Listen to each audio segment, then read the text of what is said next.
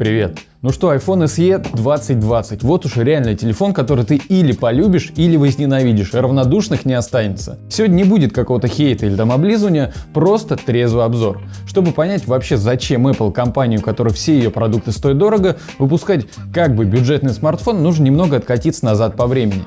2015 год. У Apple тогда впервые возникли трудности по объему продаж их основного продукта iPhone.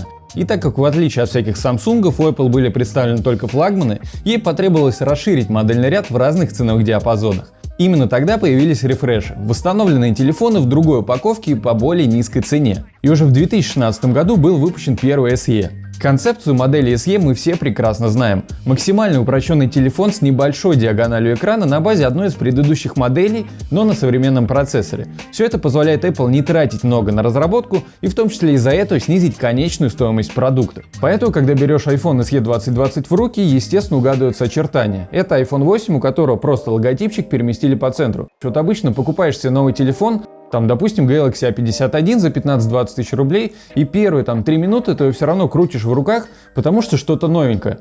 Тут такого не происходит. Наверное, потому что у тебя в руках телефон 3-летней давности. Тут вообще какая вещь? Когда выпускали первый SE, актуальным на тот момент был iPhone 6s. То есть, в принципе, относительно 6s, SE не казался каким-то диким зверем с другой планеты. Дизайн был на тот момент вполне актуальным, просто меньше размером и более угловатый корпус. Сейчас мы имеем 11 iPhone, почти безграничный экран с челкой, и на его фоне, да вообще на фоне всех современных телефонов, SE 2020 смотрится просто как шаг назад, по восприятию между ними пропасть. Сейчас будет, наверное, самая быстрая распаковка в мире. На ней не хочется особо заостряться, хотя бы просто потому, что в комплекте с телефоном, у которого есть быстрая зарядка, лежит блок питания на 5 Вт. И это при том, что на самом деле не все так плохо, потому что SE второго поколения поддерживает зарядку на 18 Вт, так же как iPhone 11 Pro, но 5 Вт, серьезно? Чтобы же во всеоружии сделать вывод, актуален ли этот телефон в 2020 году, пройдемся по основным моментам. Экран тут стоит IPS 4,7 дюйма с разрешением 1334 на 750 точек. В 2020 году, когда поголовно все ставят уже Full HD, про Quad HD я вообще молчу. Естественно, с огромными не то что рамками, скорее уже отступами, от которых все уже давно отвыкли. Но ради справедливости, хоть разрешение маленькое, в YouTube новый SE умудряется таки показывать видео Full HD. До выхода iPhone SE второго поколения ходили слухи, что модель будет отличаться от восьмерки матовым задним стеклом. Но, увы, задняя поверхность смартфона глянцевая. Вот правду говорят, по-настоящему начинаешь что-нибудь ценить, когда у тебя это отберут. Пальцы уже на автомате пытаются свайпами что-нибудь сделать, но тут с этим обламинго, все нужно делать кнопкой. Хотя про Touch ID ничего плохого сказать не могу, удобная штука, хоть и Face ID однозначно удобнее. Еще несколько плюсов. Влагозащита IP67 – хорошо. Поддержка беспроводной зарядки – ништяк. Стереозвук – тоже кайф. Вот лоток на одну SIM, правда минус, но есть хотя бы eSIM. И еще такая фишка, которой не было у iPhone 8, iPhone SE 2 поддерживает гигабитный LTE.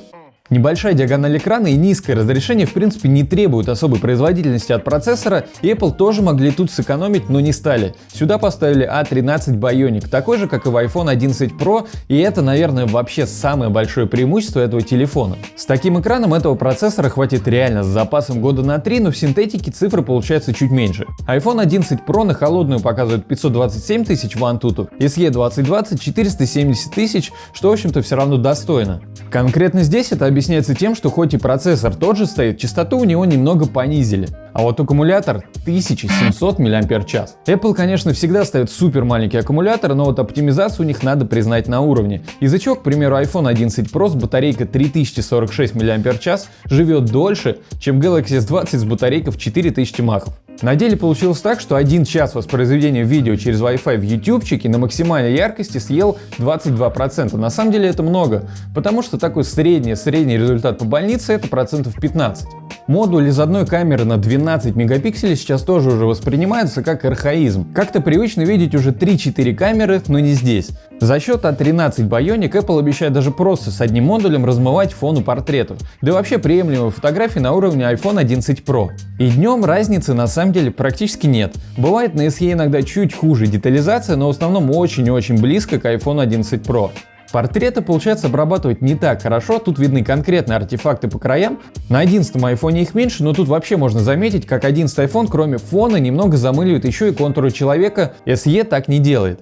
Ночью уже не все так радостно. В основном это выражается в большем количестве шумов, но конкретно этому есть объяснение. Ночного режима, где автоматически увеличивается выдержка, у SE нет, отсюда и шумы. Хотя в некоторых моментах, если портрет пытаться сфотографировать ночью, SE даже как-то более детализированно фотографирует. Но если брать общую картину, фотографии получается все же немного хуже. Естественно, что такое ширик или зум, тут мы как бы не знаем. Если фотография еще окей, видео же не радует и в основном стабилизацией. Если приглядеться, во время ходьбы иногда видны конкретные дергания, чего у 11 айфона практически не наблюдается. И за все это Apple хочет 40 тысяч рублей за минимальную модификацию на 64 гигабайта. У Apple, надо признать, есть одна вещь, которая к себе притягивает – экосистема. То, как их устройства работают друг с другом прямо из коробки, реально круто. На андроидах тоже это можно сделать, но придется немного поплясать с бубном. Ну и, конечно, есть определенная элитарность бренда. В головах у некоторых людей все еще есть небольшой стереотип, что Apple это круто, и даже простой Apple задорого – это тоже круто. И вот если рассматривать SE 2020 как простую звонилку для обеспеченных людей, которую можно купить там своей бабушке, чтобы она не запуталась в куче функций, ну или другими словами бабушкафон, то все становится на свои места. Для Apple этот телефон нужен просто для поддержания доли на рынке.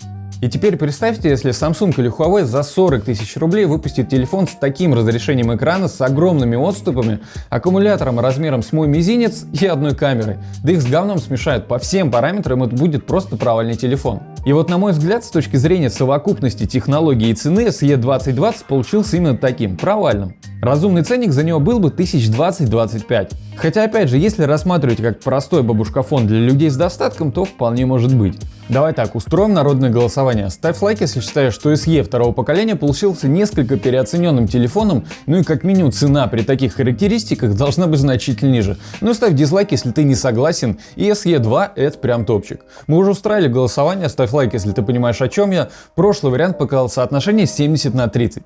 То есть 70% людей SE 2 не зашел. В реальности, я думаю, эта статистика еще больше. Так что классика, конечно, всегда в моде, но не в этот раз. Пиши заодно свои мысли в комментариях, что думаешь про SE второго поколения, ну и участвуй в конкурсе. На этом все. До встречи в следующих видео. Пока.